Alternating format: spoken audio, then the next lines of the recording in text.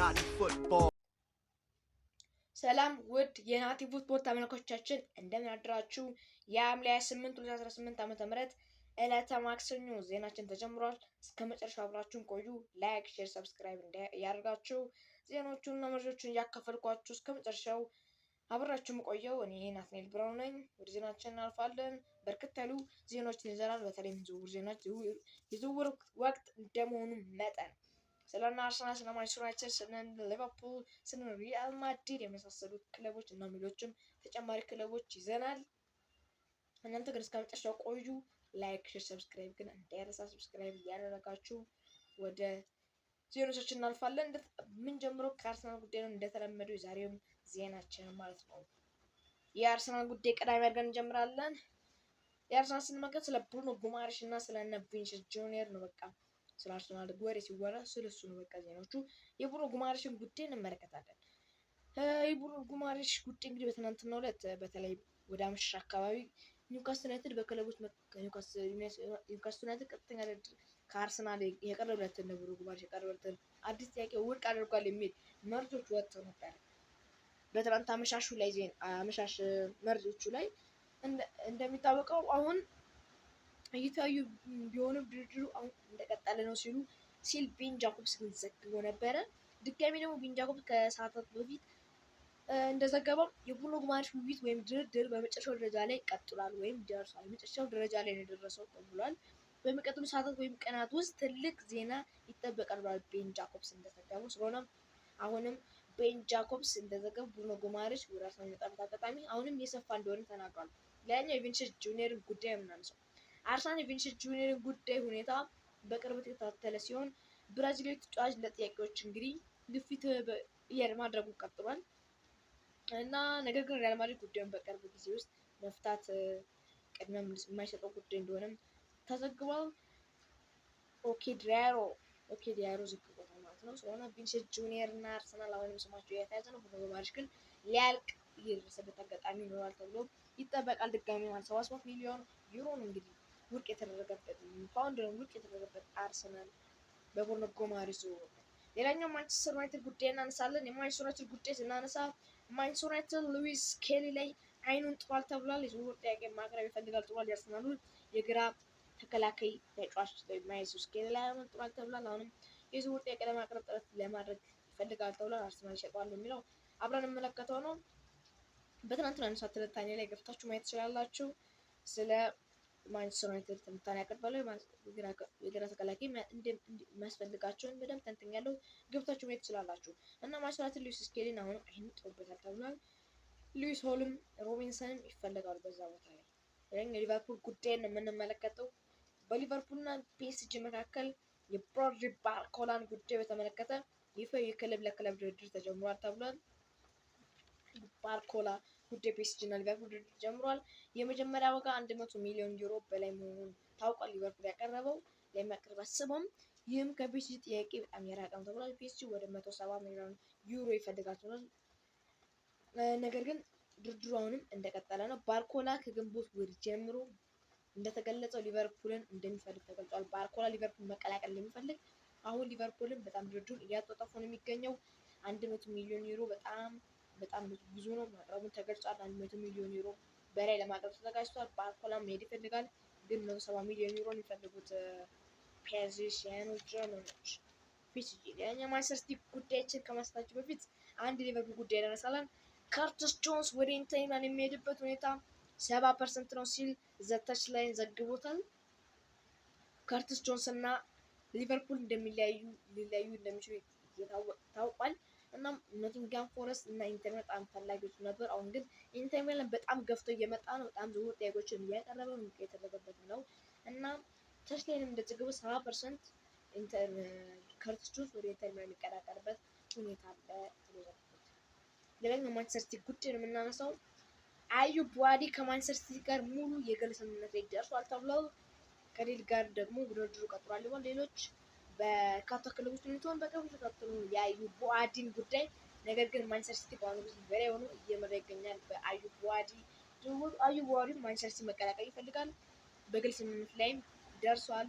የግል ስምምነት ላይ ደርሷል። አዩብ ዋዴ እና ማንቸስተር ሲቲ አሁን ከሊል ጋር የሚያደርጉት ስምምነት ላይ ብቻ ነው የሚጠበቀው። ከሊል ጋር ስምምነት ላይ ደርሳሉ ተብሎ የሚጠበቃል። ሮድሪ የሚመጣበት አጋጣሚ ሊኖር ስለሚችል ሮድሪን ጉዳይ ሳነሳ እንደ ባርሴሎና ካሉ ሌሎች ክለቦች ፍላጎት ቢኖርም የሮድሪ ቅድሚያ የሚሰጠው ወደ ሪያል ማድሪድ እና ሪያል ማድሪድ መዘዋወር ነው ሲል ተናግሯል። ሮድሪ ሁልጊዜም ቢሆን ሪያል ማድሪድ ቅድሚያ የሚሰጠው ሲል ተናግሯል ማለት ነው። ሮድሪ እና ሮድሪ የሚመጣበት ሁኔታ በጣም የሰፋ ይመስላል፣ ግን በገንዘብ ጉዳይ በጣም ችግር ሊሆን ይችላል። 50 እና 70 ነው የምናቀርበው ብለዋል ሪያል ማድሪድ። ማንቸስተር ሲቲ ግን ከ70 በላይ ነው የሚፈልገው። ሌላኛው የቼልሲ ጉዳይ ነው የምናነሳው። ቼልሲ ጆርዳን ሄንደርሰንን በይፋ ከብሬንትፎርድ ማስፈረማቸውን በይፋ አድርገዋል። ቼልሲ እንግዲህ አሁን ጆርዳን ሄንደርሰንን አስፈርሟል። ሌላ ተጫዋች ደግሞ አስፈርሟል ማለት ነው።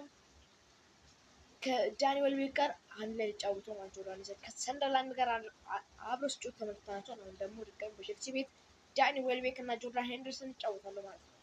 ሌላኛዎች የሙድሪክን ጉዳይ የምናነሳው ሙድሪክ እንግዲህ ከዶፒንግ ጉዳይ ጋር ቅጣት ተነስቶለት አሁን ወደ ኳስ ተመልሷል። የቼልሲ ተጫዋችም ነው። ቼልሲ ሚካኤል ሙድሪክ ለስትራስቡርግ ለመላክ ምናልባት በውሰት ውል እያሰቡ ነው ተብሏል። ፉት መርካቶም ይህንን ዘገባም ዘግቦታል።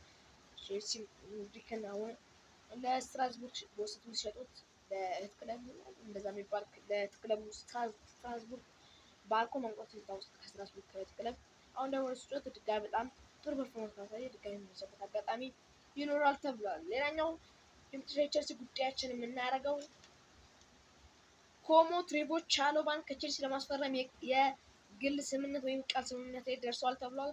ክለብ ለክለብ ስምምነት ላይ በ30 ሚሊዮን ዩሮ ቋሚ ክፍያ በ6 ሚሊዮን ተጨማሪ የውል ስምምነት ላይ ደርሷል ተብሏል። ኮሞ እና ቼልሲም ጭምር ስምምነት ላይ ደርሷል ተብሏል። ትሬቮ ቻሎባ እና ቼልሲ የቃል ስምምነት ላይ ደርሰዋል።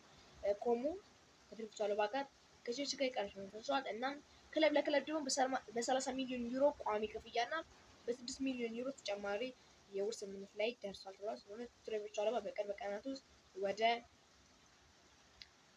ኮሞ ይጓዛል ማለት ነው። ፋብሪዚዮ ሮማኖ ይህንን ዘገባም ዘግቦት።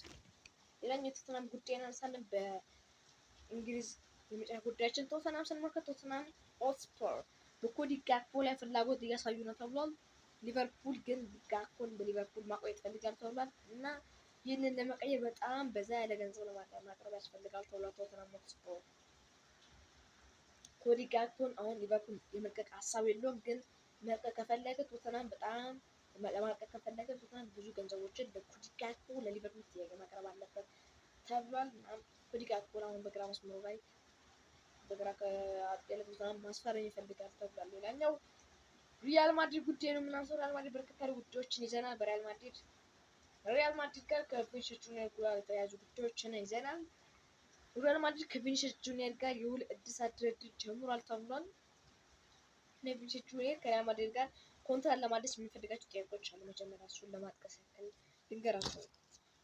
20 ሚሊዮን ዩሮ የተጣራ 40 ሚሊዮን ዩሮ ይፈልጋል። እናም የምስል መብቶች እንደ ኪሊያን ኤምባፔ ይፈልጋል። እናም የእድሳት ውል ተሳያደር ጉርሻም ይፈልጋል ተብሏል። ይህንን ካደረጉ ቪኒሲየስ ጁኒየር ሙሉ ለሙሉ ኮንትራቱ ማደስ ይፈልጋል ማለት ነው። እንግዲህ ይፈልጋቸው ከሪያል ማድሪድ ጋር ኮንትራቱ ለማደስ 20 ሚሊዮን ዩሮ የተጣራ 40 ሚሊዮን ዩሮ ይፈልጋል። የተጣራ 20 ሚሊዮን ዩሮ ይፈልጋል። የምስል መብቶች እንደ ኪሊያን ኤምባፔ ይፈልጋል። እናም ውል እድሳት ሳያደርግ ጉርሻም ይፈልጋል ተብሏል። ይህ የቪኒሲየስ ጁኒየር ጥያቄ ናቸው። እነዚህ ጥያቄ ከተሟላለት ሪያል ማድሪድ ኮንትራት ማድረግ ይችላል። ሪያል ማድሪድ ከቪኒሲየስ ጁኒየር ጋር የውል እድሳት ድርድር ጀምሯል ተብሏል። ከትናንትና አካባቢ በአመት 22 ሚሊዮን ዩሮ አቅርቧል ተብሏል የቪኒሲየስ ጁኒየር ሪያል ማድሪድ። ነገር ግን ይህ አጥቂ ቪኒሲየስ ጁኒየር የሚፈልገው ወደ 30 ሚሊዮን ዩሮ በላይ ነው ተብሏል። ጉስታቮ ሆፍማን ዘግቦታል ዘገባ። ግን ከአሁን ከቅርብ ሰዓታት በፊት ስፔን ብራዚል ባወጣው መረጃ በቪኒ ጁኒየር እና በሪያል ማድሪድ መካከል የነበረው ድርድር ሙሉ በሙሉ ተቋርጧል ሲል ዘግቦታል ማለት ነው። እናም አሁን ቪኒሲየስ ጁኒየር ጋር ያለው ውዝግብ ነው። እንግዲህ መርጆቹም ተቋርጧል ይላሉ እንግዲህ ትኩስ መርጆችን እንደዚህ ያሉ መርጆችን እናቀርብላችኋለን። ላይክ ሰብስክራይብ ያደርጋችሁ። ሌላኛው ፍራንኮ ማስታንቱኖን የተመለከተው ጉዳይ ይዘናል። ፍራንኮ ማስታንቱኖ ከሪያል ማድሪድ የሚወጣው ቀጣይ ተጫዋች ይሆናል ተብሎ ይጠበቃል። ፊዮሬንቲና የውሰት ውሉን ለማጠናቀቅ ከፍተኛ ጥረት እያደረገ ነው ተብሏል። ፊዮሬንቲና ፍራንኮ ማስታንቱኖ ለማስፈር ይፈልጋሉ። ሪያል ማድሪድም ፍራንኮ ማስታንቱኖ ወደ ሪቨር ፕሌት ዳግም መመለስ ይፈልግ ነበር ወደ ክለቡ። ነገር ግን ሪያል ማድሪድ አሁን አውሮፓ እንዲቆይ ነው የሚፈልገው። ስለሆነ ፊዮሬንቲና የሚሸጥበት አጋጣሚ በጣም ከፍተኛ ነው ተብሏል። ፊዮሬንቲናም ውሰቱን ለማስፈረም ከፍተኛ ጥረት እያደረገ ነው። ፍራንኮ ማስታንቱኖ ፊዮሬንቲና የሚገባበት አጋጣሚ ሰፋ ነው ተብሏል። ሌላኛው መጨረሻ ጉዳያችን የሚሆነው ጎንዛሎ ጋርሻን ይመለከታል። ጎንዛሎ ጋርሻ ፉላምን መቀላቀሉ ይፋ ተደርጓል። የሪያል ማድሪዱ የአጥቂ ስፍራ ተጫዋች ጎንዛሎ ጋርሻ ድጋሜ ከአርቤሎዋ ጋር በፉላም ደግሞ ይሰራል ተብሎ ይጠበቃል። ወደ እንግሊዝ ፕሪሚየር ሊግ መጥቷል። በአይጂ ወይም በኢንስታግራም ገጹ ላይም ጎንዛሎ ጋርሻ ቻው ቻው ሪያል ማድሪድ ሲልም ተገልጿል ማለት ነው ጽፏል። እና ጎንዛሎ ጋርሻ ፉላምን ተቀላቅሏል ማለት ነው። ሌላ አዲስ ተጫዋቾች ፉላም አስፈርሟል። ጎንዛሎ ጋርሻ በጣም ትልቅ ለውጥ ለፉላም ይፈጥራል ተብሎ ይጠበቃል። እና ጎንዛሎ ጋርሻ ወደ ፉላም መቀላቀሉ ይፋ ተደርጓል። ፉላምን ይፋ አድርጎታል ማለት ነው። ጎንዛሎ ጋርሻ ወደ ፉላም ተቀላቅሏል። ውድ የናቲ ፉትቦል ተከታታዮቻችን የዛሬው የማላ ስፖርት ዜናችን ይመስል ነበረ። ነገም በሌላ በትኩስ ዜናችን እንመለሳለን። ላይክ፣ ሼር፣ ሰብስክራይብ ያደረጋችሁ ሰላም አሉ። አመሰግናለሁ።